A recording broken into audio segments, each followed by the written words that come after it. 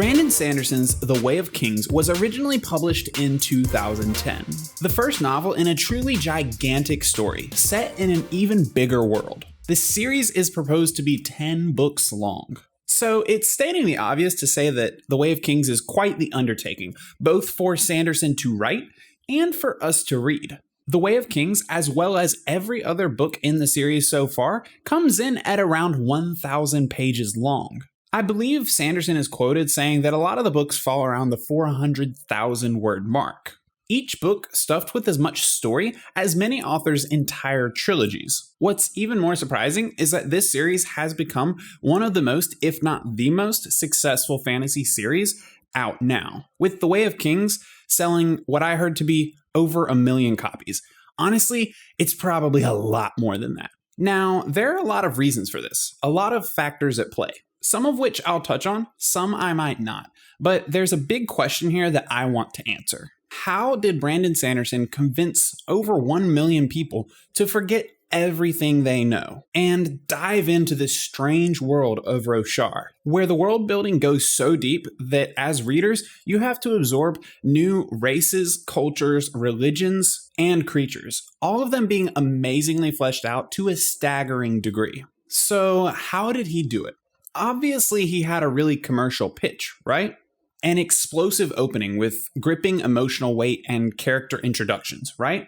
Naturally, Sanderson chose to open the book with 3 separate prologues, led by 3 different characters, all of which are not main characters or will not be for quite some time. The success of this book almost doesn't make sense. It makes sense if you have the heart to read it because it is a masterpiece. But from the perspective of someone just picking up the book, knowing little about the author or what to expect, it's hard to believe that it got as popular as it did. So the first reason that I'll touch on is a reason that Brandon himself has addressed.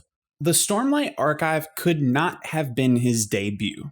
His ability to release a book like The Way of Kings, with all of its extensive world building and staggering length, hinged largely on the fact that he had already established himself as an author. Since the Stormlight began, he's achieved success that few authors dare to even dream of. But even before then, he was making a lot of noise on the scene. Brandon had built up enough goodwill among both his publishers and his fanbase. This allowed him to reasonably ask them to trust him on this one. I say this because if you're an aspiring author with dreams of debuting with an epic fantasy series that has the length and scope of the Stormlight Archive, I don't want anyone to get the impression that that's a good idea. Sanderson's situation is at least a little unique from the start. But these are all givens. If you're familiar with Sanderson, you know this. But it still required an incredibly special sauce to be able to pull this thing off. So let's take a closer look and see how he did it. Fair warning, I'm going to touch lightly upon the opening events of this book, so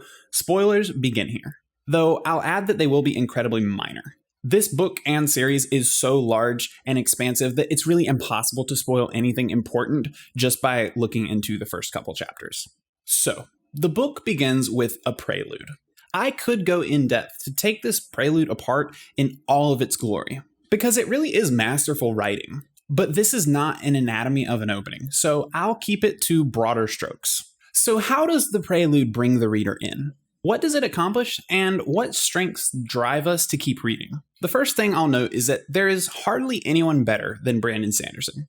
Not only at world building, but also at finding subtle and intriguing ways to warm the reader to this complex and unique world, and use the reader's knowledge of it to spur us onward.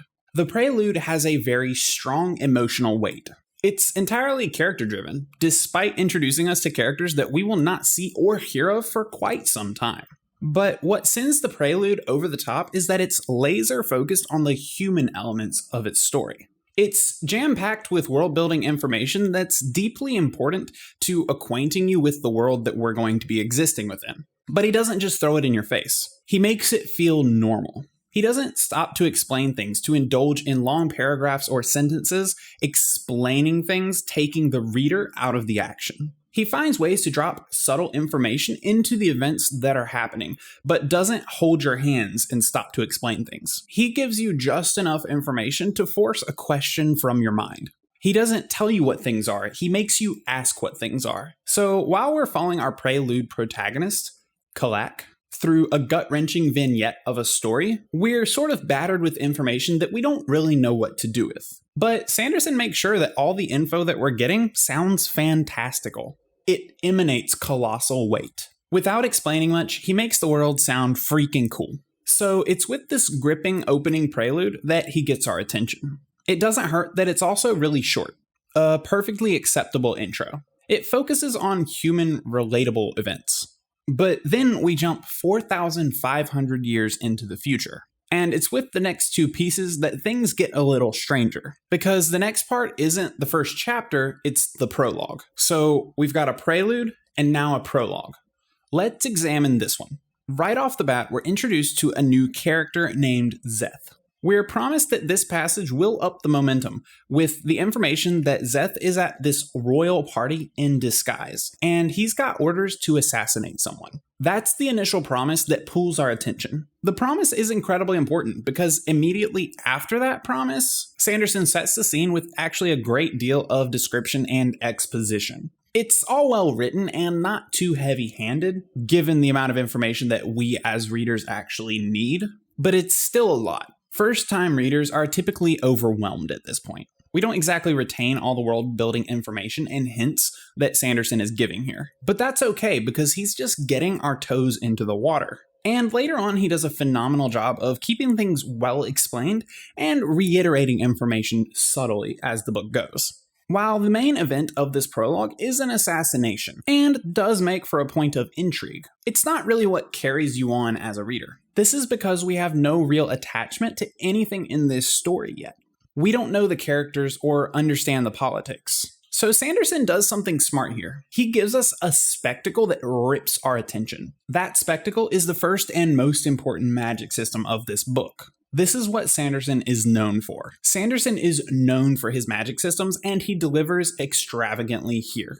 This is our introduction to Stormlight. Szeth's opening action sequence introduces us to a power called Lashings, as well as the iconic swords of the series called Shard Blades. They don't cut through skin, but through the soul itself, and the eyes of one that is cut smoke and burn out.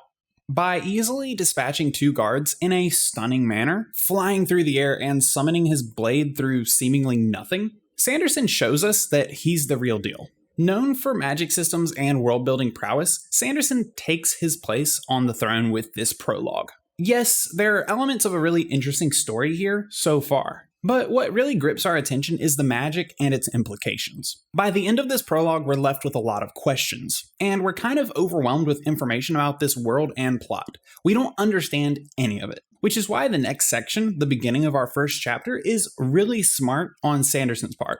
He steps away from the broad view of assassinating kings and focuses in on a smaller story. It's got seemingly normal characters and gives us a break from the barrage of information. When you begin this first chapter, you might find yourself sighing, because at this point you're overwhelmed and confused, and Sanderson has just introduced you to his third viewpoint character so far, named Cenn. But this is the first chapter, so it's time to actually find our footing, right? But it won't be in the way that we expect. We're going to get thrown for a loop one more time. Sanderson doesn't let up the pace at all. We're immediately thrown into another battle, but there doesn't seem to be any magic here. Cenn is our young and untrained soldier, and he's getting thrown to the front lines of his very first battle. But he was assigned to a new squad at the very last minute, the squad of Kaladin Stormblessed. It's said that his squad loses the fewest soldiers in a fight, and that Kaladin himself is lucky. So an epic battle sequence ensues, mostly watching Kaladin from the eyes of this young boy, Cenn. At this point, you might think that Cenn is an important character, but he's not. This opening is Sanderson's way of showing you who Kaladin is from someone else's eyes. It's actually Kaladin who's our main viewpoint character here, and Cenn is about to die in this battle. Cenn is quickly wounded, and when an enemy shardbearer shows up with full plate and armor, there's not much that anyone can do. The page basically cuts to black, and we're thrown into a scene 8 months later. And now we're finally behind the eyes of Kaladin himself. This is where the novel truly begins. The former scene acts in a way that some video games might. like Nintendo's Metroid Prime, for example, opening the game with your character in all of her glory, fully powered and truly awesome to experience, but quickly stripping her of her upgraded suit and making you start the game with minimal tools. This is what Sanderson does to Kaladin. He shows you what the character can be through the eyes of someone else. Kaladin doesn't see himself that way. His prowess in a fight, his compassion, his leadership. These are all important things because after that short opening battle sequence, Kaladin is being brought low. And that's going to be our introduction to the mind of this hero. That's why we needed to see it from someone else's eyes. In the 8 months since that battle that we just read about, things have gone truly off the rails for Kaladin, and we don't exactly know why. But we won't see the majestic, spear-wielding, fearless leader for quite a while. We're going to spend a lot of time with Slave Kaladin, and it will be painful. It was necessary for Sanderson to show us Kaladin from Cenn's point of view because he needed us to know that things could get better for Kaladin, that he could be the hero, that he's got something in him worth loving. So begins The Way of Kings. How did Sanderson do it? How did he convince us to buy in? Well, I think I just laid it out. He did it through the meticulous planting of seeds, giving us burning questions and breathtaking spectacles to imagine. A world we've never seen before. That combined with truly masterful writing, and just like that, we're on board for this 10-book series. Sanderson utilizes many of the tentpoles of storytelling, while also utilizing his imagination's epic concoctions of magic and superhero-esque action to make the world he's inviting us into feel humongous. There's action, mystery, and the beginning constructions of truly iconic characters, all packed into this complex sequence of introductions, and somehow it all works. Thank you guys for watching this video. I really hope you enjoyed it. If you did, be sure to leave a like and a subscribe on the channel. It helps me out a ton. Otherwise, be on the lookout for new content soon.